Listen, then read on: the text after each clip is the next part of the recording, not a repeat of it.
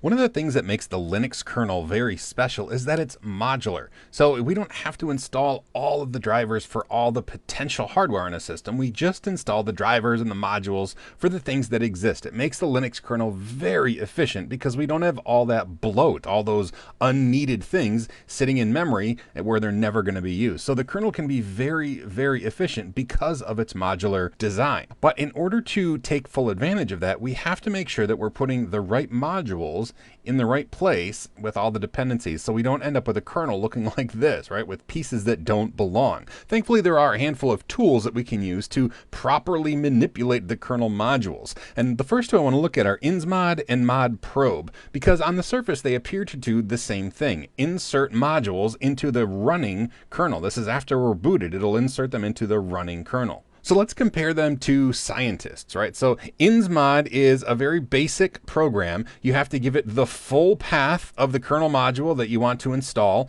It doesn't do any dependency checking. It just kind of slams it into the running kernel. And if the kernel doesn't work, like it's the wrong kernel version or it doesn't have the proper dependencies, it's just going to fail, and it's not going to give you an explanation as to why. It's just going to say, well, I crammed it in there and it didn't work. Boom.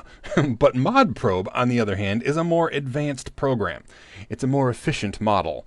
And what it does, you can give it just the name of the kernel module. You don't have to give it the full path. You can give it just the name of the module itself. It will look and determine all of the dependencies that module needs. So if one module needs, depends on another module, it will say, oh, let's load that other one first. It does a really good job. Now, it does need us to have a map of all the needs and dependencies on a system, but there's a program to do this. We just make sure we type dep mod when we're done installing a new kernel module, and it will recreate that map so modprobe knows where to, find the dependencies. Now, you might be thinking, okay, well, obviously I'm going to use modprobe when I insert modules, and exactly, that's what you should do. Why does insmod even exist? Well, here's the deal. Modprobe actually knows what modules to install, and then behind the scenes it uses insmod to do the actual inserting. So modprobe is really kind of a front end that's very intelligent about what to do on the system, but that's why insmod still exists. It's still the basic tool that is used to cram modules into the running kernel. Modprobe just knows which kernels to load and in what order to load them. So modprobe is what the humans use, and insmod is what modprobe uses, if that makes sense. It's really easy to see that in action on our system. So I'm root on Ubuntu here, and let's go into lib modules, and we're going to see we have folders for each of the kernels installed on the system. We're going to go into the one that we're currently running, which is the latest one. And inside here, we'll see, this is where we have a lot of like the map files for the modprobe, so it knows where the kernel modules live. Let's go into the kernel folder where the modules live. Type ls. Let's go into the drivers folder. Type ls again. Oh, there's still a lot of drivers. Let's go into the net folder.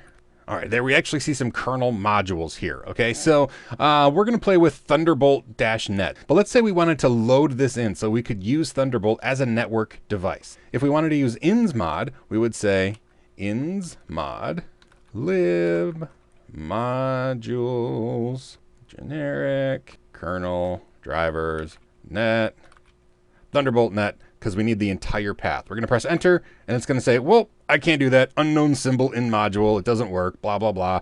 It has a dependency. It doesn't tell us what the dependency is. But if we were to use modprobe, and we were to say, modprobe, I want you to put in Thunderbolt-net, and that's all. We don't have to say a path. We don't have to put KO at the end. Just press enter.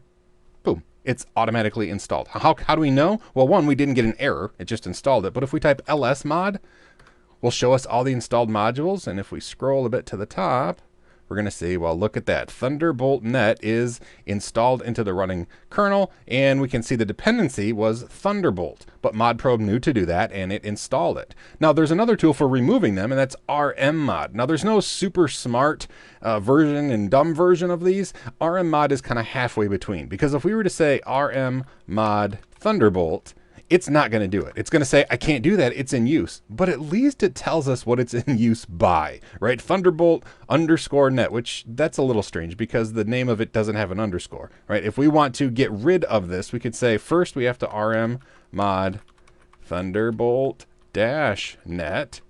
Okay, no errors. And now if we do the up arrow twice, now we can RM mod the Thunderbolt module. And again, no problems because we got rid of that dependency first. So now if we do ls mod, we're going to see, if we scroll up, that they're not in there anymore. They're not installed into the running kernel. And that's how you can manipulate kernel modules on your system. Some of the tools are smarter than others, but it's really important to understand why they're smarter. And like insmod is important still, even though you don't want to use it on the command line for doing very much at all. Now, one more thing I just want to tell you about is if you install a new kernel module, like you download a piece of hardware and it has its own kernel module and you compile it, and so then you have the kernel module and it's put in this folder, you know, so that it's in our current running modules folder. You have to type dep mod in order for it to update that database or that system map so that modprobe knows where it lives and what dependencies it might have. It takes a while, and now we have it updated, so now we can install that new kernel module because it knows all the dependencies on the system. Now, I know in the picture here, I have these, wrong puzzle pieces put into the puzzle. This is actually a lot harder to accomplish than you would think because the tools just fail, right? They say, oh, this won't fit, or this is the wrong kernel module. Some of them are smarter about it than others, but it's really difficult to put the wrong kernel module into a running kernel. But I want to make sure that you understand all of these tools exist, how they work, what they look for, and the difference between them. I hope this has been informative for you, and I'd like to thank you for viewing.